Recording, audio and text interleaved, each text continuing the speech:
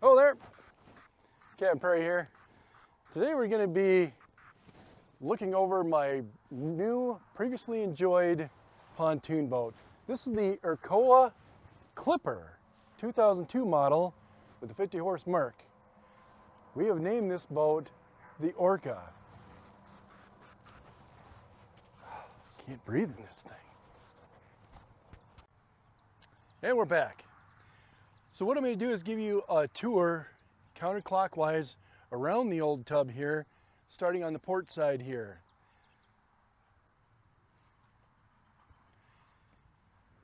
A few things that I really love about this particular boat is it has 3 docking doors. It has one on the bow, one on the port, and one on the starboard side. And another thing I love is the ladder system. So if you're jumping off the bow, having a good time, you're going to get back into the boat. This is a solid ladder that's hooked in with these 2 nuts onto this platform. Goes down, locks in, has this rubber thing that fits on the V part of the pontoon to stay in position. Also has a lock over here. One thing you don't see on this is a line holding it and securing it to the boat, which I'm going to put on because I know my brother has done a lot of scuba diving and has found several ladders at the bottom of the drink. I don't want this one to be one of them. Moving down the Orca here, you're going to see on an 18-year-old boat there are some scratches, a few dents up here, which is pretty normal for a used vessel. The important thing is that you don't see any dents, patches, or any structural damage to the pontoons. That's one thing that you're going to look for. It does have a top. We don't have the bimini top, but we do have the frame for it. And that'll be coming soon.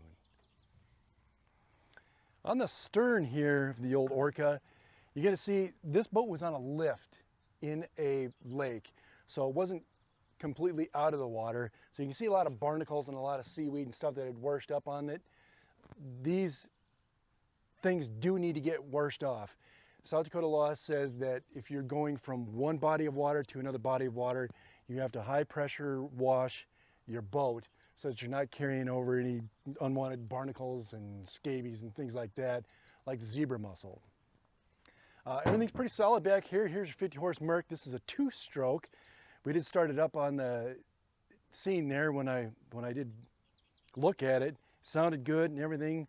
One thing that I'm going to do is make sure to drain the gear oil out of the bottom end. The way you do that, there's 2 holes, a vent, and the bottom drain. You take you take the bottom drain plug out first, then you take the vent off, and then your grease will drain out. And then to refill it, you put the drain pump into the bottom, pump it up until you see it come out the top, put the top screw back in, take the drain out, and that screw back in. I did take some soapy water and did do, with a nylon brush, scrape some of the barnacles and stuff off here. You can still see the discoloration, but this is smooth metal. It'll still need to get pressure washed, which I'm going to do.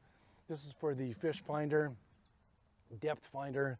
So I want to make sure that that's clean and working. Otherwise, there's the stern.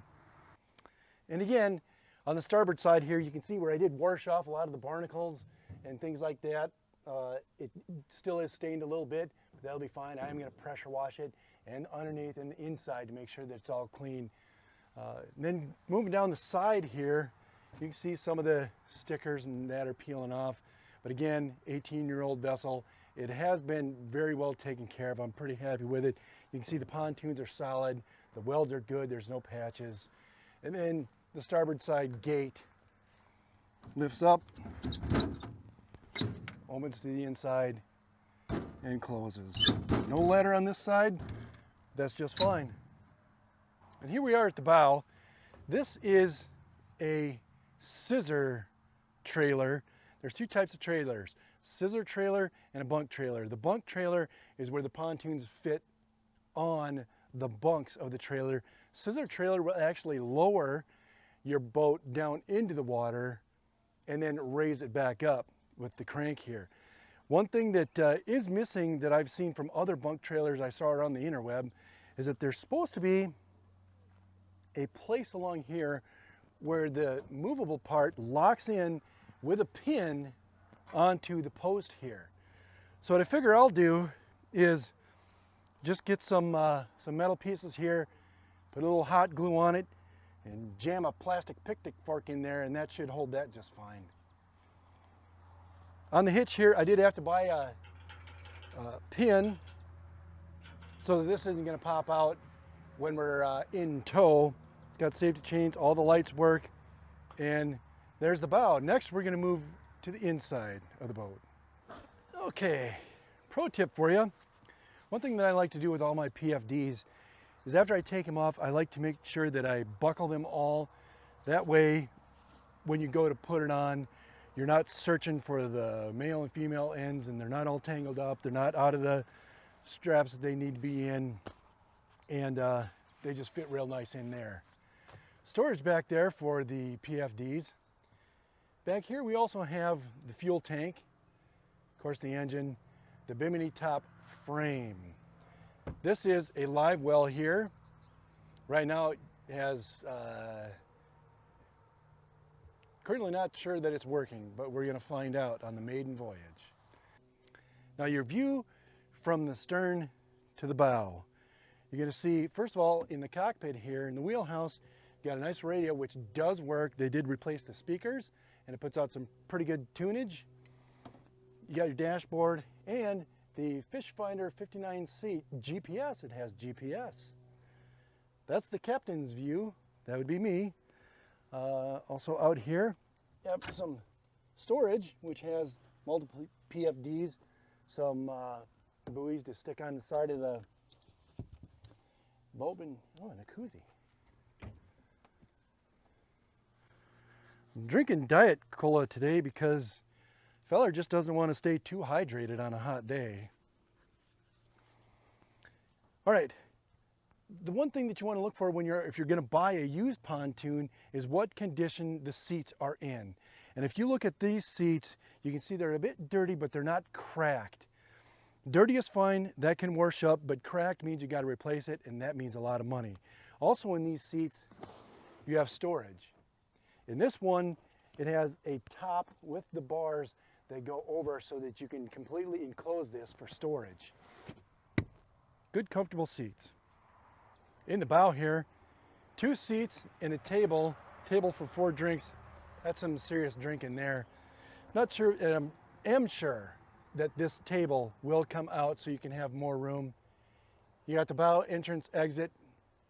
Another thing when you're looking at a pontoon, typically what I've seen and read is that 2005, 2006 and newer boats will not have the carpet like this, but if you are buying a boat that does have carpet, you want to make sure that it's in good shape. It's not torn, it's not moldy and things like that. And you can see that this carpet is in pretty good shape. Other than a few of the leaves that weren't kind enough to blow out on the trip down last night, I'm gonna have to get the shop back, or as another YouTuber calls it, the Mouse Sucker 5000, and see if I can get those cleaned up before we take her out on the water tomorrow. But that's our boat.